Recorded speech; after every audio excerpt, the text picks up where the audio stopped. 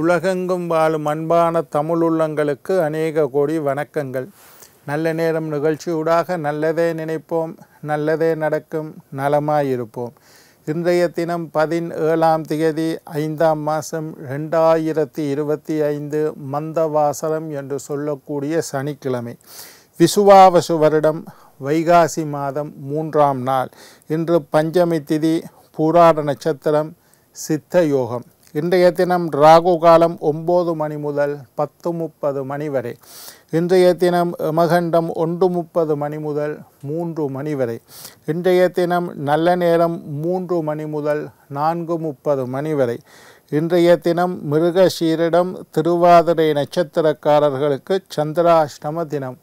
என்ன நேர்களே, வாருங்கள் இனி இன்றைய தினத்திற்கான ராசி பலன்களை பார்க்கலாம்.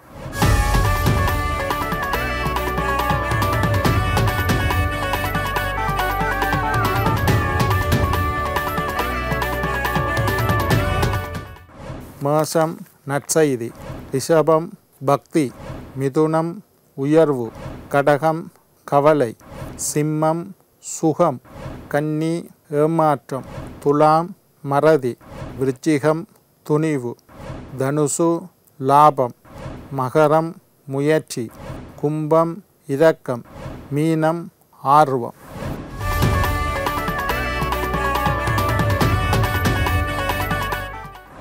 ஆன்மீக தகவல் பகுதியில் தொடர்ந்து உங்களை சந்தித்து வருவதில் மட்டற்ற மகிழ்ச்சி அடைகின்றேன். ஒவ்வொரு நாளும் ஒவ்வொரு புதிய ஆன்மீக தகவல்களை உங்களோட பகிர்ந்து கொண்டு இருக்கிறேன். அந்த வகையில் இன்றைய தினமும் சில நல்ல விஷயங்களை உங்களோட பகிர்ந்து கொள்ளலாம்னு காத்திருக்கேன். எங்களுடைய நிகழ்ச்சிக்கு நீங்கள் தரக்கூடிய ஆதரவு என்னை மகிழ்ச்சி அடைய செய்கின்றது. இன்றைக்கு என்னத்தை பற்றி பார்க்க போகிறோம்னா, ராசி பலன் பார்த்து கொண்டு இருக்கிறோம்.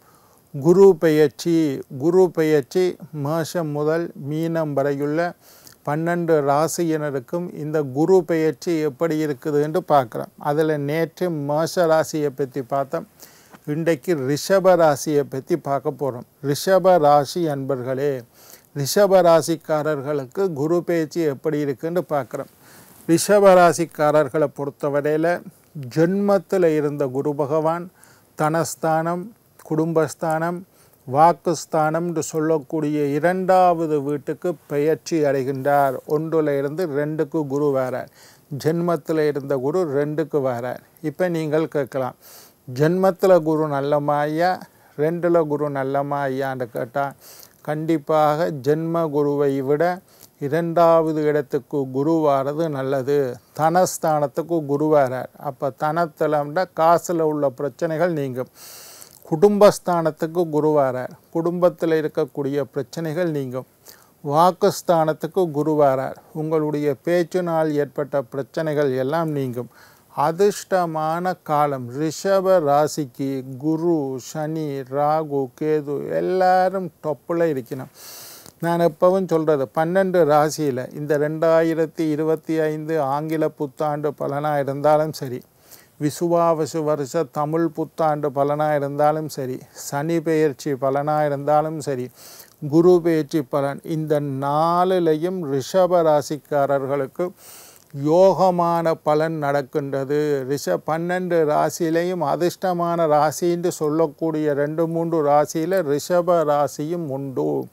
எனவே ரிஷப ராசிக்காரர்கள் புதிய முயற்சிகள் மேற்கொள்ளலாம், புதிய முதலீடுகளை மேற்கொள்ளலாம். ரிஸ்க் எடுத்து அகலக்கால் வச்சு ஏதாவது செய்கிறதுக்கு முயற்சி செய்யலாம்.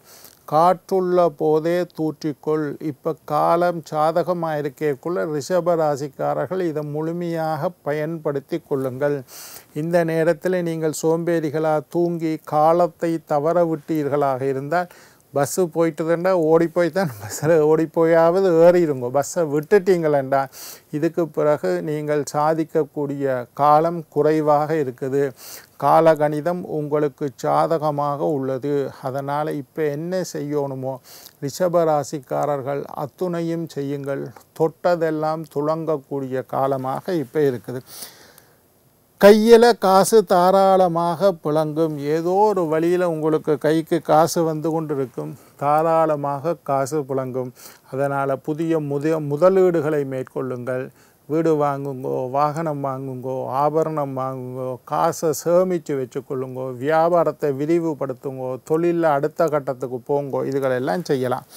தேக ஆரோக்கியமும் நன்றாக இருக்கும். போன வருஷம் கொஞ்சம் ஆரோக்கியத்தில் பிரச்சனை இருக்கலாம், குழப்பம் இருக்கலாம், வயிற்றில் வலி, அப்பெண்டிசைட்டுன்னு சொன்னார். இப்போ ஆப்ரேஷன் பண்ணி எல்லாம் சரியாக போச்சு. கேணியான்னு சொன்னார், கனகாலமாக யோசிச்சு கொண்டு இருந்தேன், இப்போ ஆப்ரேஷன் பண்ணிட்டேன், கேணியா பிரச்சனை முடிஞ்சு. இந்த மாதிரி ஆரோக்கியத்தில் மருத்துவ உதவிகளை பெற்று முன்னேறக்கூடிய காலம். போன வருஷம் பூரா சுகர் இழுபறியாக இருந்தது. இந்த வருஷம் நல்ல கண்ட்ரோலில் இருக்குது. ப்ரெஷர் கவனமாக இருக்குது. நான் அமைதியாக இருக்கிறேன், டென்ஷன் இல்லாமல் இருக்கிறேன், பதட்டம் இல்லாமல் இருக்கிறேன். ஆரோக்கியத்தில் நல்லா இருக்குது. உடம்புல புதிய உற்சாகம் பிறக்கும். நல்ல உற்சாகமாக இருக்கேன், சந்தோஷமாக இருக்கேன், மகிழ்ச்சியாக இருக்கேன், டென்ஷன் இல்லாமல் இருக்கேன், மனம் அமைதியாக இருக்கும். இதெல்லாம் ரிஷப ராசிக்காரர்களுக்கு. மரண பயம் நீங்கும். பயம் ஒன்று இருந்து கொண்டே இருக்கும். என்னடா அது அப்படி போச்சுதோ, இது இப்படி, அந்த பயம் எல்லாம் நீங்கும். நோய்களினால் ஏற்பட்ட பயம் நீங்கும். கடன்களினால் ஏற்பட்ட பயம் நீங்கும். குடும்ப உறவுகளினால் ஏற்பட்ட பயம், மனப்பயம் முழுமையாக நீங்கிடும். செட்டில் ஆகக்கூடிய காலமாக உள்ளது. எல்லாத்துலேயும் செட்டில்மெண்ட். ஒரு மாதிரி என்னோட கடனை அடைச்சி முடிச்சிட்டேன். ஒரு மாதிரி அடைவில் இருக்கிற நகைகள் எல்லாத்தையும் ஒரு மாதிரி மீட்டுட்டேன். என்ற வீட்டு பத்திரத்தை கொடுத்து காசு வாங்கியிருந்தேன், அதுக்கு வட்டியும் முதலுமாக கட்டி பத்திரத்தை மீட்டுட்டேன். இந்த மாதிரியான நிகழ்ச்சிகள். காது மூக்கு தொண்டை, இஎன்டின்னு சொல்லுவோம். காது மூக்கு தொண்டை, இஎன்டின்னு சொல்கிறது ஆங்கிலத்தில். இது சம்பந்தமாக நோய்கள் வரத்துக்கு வாய்ப்பு இருக்குது. அதில் கொஞ்சம் கவனமாக இருங்கோ. தொழில் துறையில் நல்ல முன்னேற்றம் இருக்குது.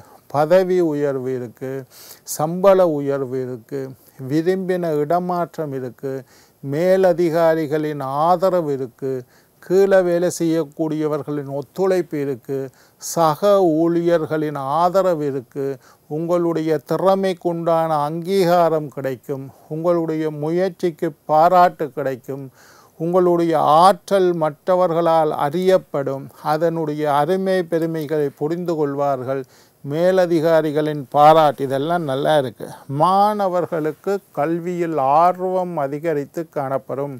படிக்கணும், படிப்பு முக்கியம், பரீட்சையில் சித்தி அடையணும் என்று மாணவர்கள், ரிஷப ராசி மாணவர்கள் ஆர்வத்தோடு படிப்பார்கள். போன வருஷமெல்லாம் கல்வியில் பெருமை தெரியாமல் இருந்துச்சுன்னா இப்போ அவையில் உணர்ந்திருப்பினோம் கல்வி என்பது எவ்வளவு முக்கியம். படிக்காட்டி இனி வார காலங்களில் சமாளிக்க முடியாதுன்னு அறிந்து புரிந்து தெரிந்து ஆர்வத்தோட மாணவர்கள் கல்வி கற்று ரிஷபராசிக்காரர்கள் எழுதக்கூடிய பரீட்சையில் எல்லாம் வெற்றி கிடைக்கும். வியாபாரத்தை விரிவுபடுத்தலாம், வியாபாரத்தை ஒழுங்குபடுத்தலாம், வியாபாரத்துக்கு விளம்பர யுக்திகளை பயன்படுத்தலாம். ஒரு கடை வச்சிருக்கிறவர் இன்னொரு கடை போடலாம், இல்லை வியாபாரத்துக்கு இன்னும் கொஞ்சம் கேபிட்டலை போட்டு அதை கொஞ்சம் விரிவுபடுத்தலாம். வியாபாரத்தில் நல்ல லாபம் கிடைக்கக்கூடிய காலமாக இருக்குது. பேசும்போது கவனமாக பேசுங்கள். தேவையில்லாத வார்த்தைகளை வெளியில் விட்டு விடாதீர்கள். நாவினால் சுட்ட புண் ஆறாது, தீயினால் சுட்ட புண் ஆறுமே ஆறாது, நாவினால் சுட்ட புண். அதனால் மற்றவர்களை பேச்சினால் காயப்படாமல் பார்த்து கொள்ளுங்க. அற்புதமான அமைப்பு இப்போ நடந்து கொண்டு இருக்குது. பெற்றோர்களுடைய ஆரோக்கியத்தில் கவனமாக இருங்கோ. அம்மா அப்பாவுக்கு தேவைப்பட்ட மருத்துவ பரிசோதனைகள் எல்லாம் செஞ்சு கொடுங்கோ. தேவைப்பட்ட மருந்து மாத்திரைகள் எல்லாம் வாங்கி கொடுங்கோ. பெற்றோர்களின் ஆரோக்கியத்தில் கவனமாக இருங்கோ. உங்களுடைய ஆரோக்கியத்தில் முன்னேற்றம் ஏற்படும். கிரகங்கள் எல்லாம் நான் முன்னுக்கு சொன்ன மாதிரி சாதகமாக உள்ளது. கால கணிதம் உங்களை அற்புதமாக வைத்திருக்கின்றது. காலங்கள் சாதகமாக உள்ளது. சாதகமாக இருக்கிறதுனால நீங்கள் தூற்றிக்கொள்ளக்கூடிய காலம். காற்றுள்ள போதே தூற்றிக்கொள்ன்று சொல்வார்கள். அது மாதிரி இப்போ உங்களுக்கு காத்து சாதகம் அடிக்குது. நீங்கள் சரியாக அந்த சந்தர்ப்பத்தை பயன்படுத்துங்கள். நல்ல காலத்தை பயன்படுத்தாமல் விட்டு விடாதீர்கள். நல்ல சூழ்நிலைகளை, நல்ல சந்தர்ப்பங்களை சரியாக பயன்படுத்துங்கள். நல்ல சந்தர்ப்பங்களை உருவாக்குங்கள். உங்களுக்குண்டான சந்தர்ப்பங்களை நீங்களே உருவாக்கி பயன்படுத்தி கொள்ளுங்கள். கிரகங்கள் சாதகமாக இருக்குது. சுப காரியம். திருமணத்தை எதிர்பார்த்தவர்களுக்கு திருமணம் நடக்கும். குழந்தை பாக்கியத்தை எதிர்பார்த்தவர்களுக்கு குழந்தை பாக்கியம் கிடைக்கும். நல்ல பிள்ளை வயசுக்கு வரலையேன்னு கவலைப்பட்டால் பிள்ளை வயசுக்கு வரும். கிரகப்பிரவேசம் செய்கிறது, ஆலயத்தில் போய் பூஜைகள் செய்கிறது, உபயங்களை ஏற்றுக்கொண்டு அபிஷேகங்கள் செய்வது. கோயிலில் போனோம், ஐயா கேட்டார் ஒரு சங்காபிஷேகம் இருக்க செய்யுங்கொண்டு ஓம் வந்துட்டு வந்தேன், சந்தோஷமாக செஞ்சேன். இந்த மாதிரி நல்ல சந்தர்ப்பங்கள்.